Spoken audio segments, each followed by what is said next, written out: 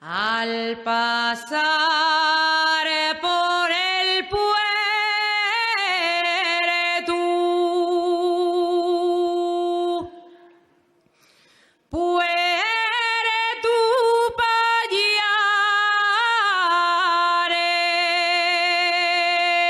Pallares, me encontré con un viejo dando vaques.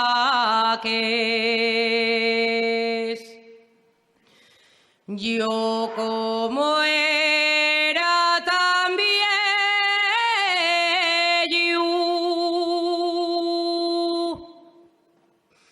le pregunté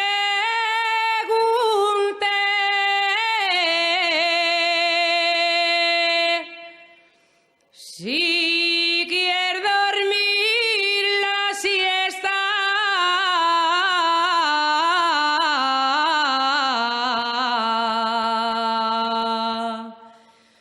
Yo daré.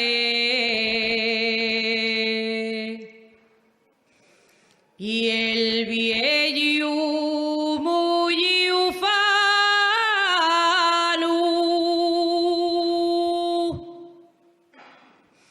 me contestó: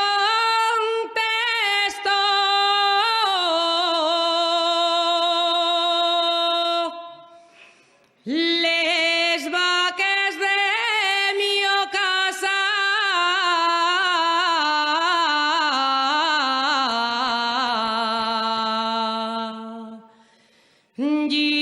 yíndoles yo.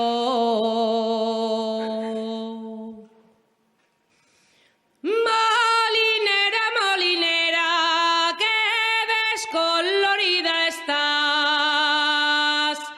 Desde el día de la boda no deseaste de llorar. No deseaste de llorar, ni tampoco de gemir.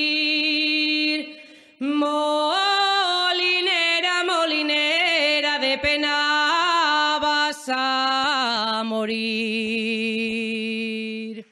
Muchas gracias, gracias.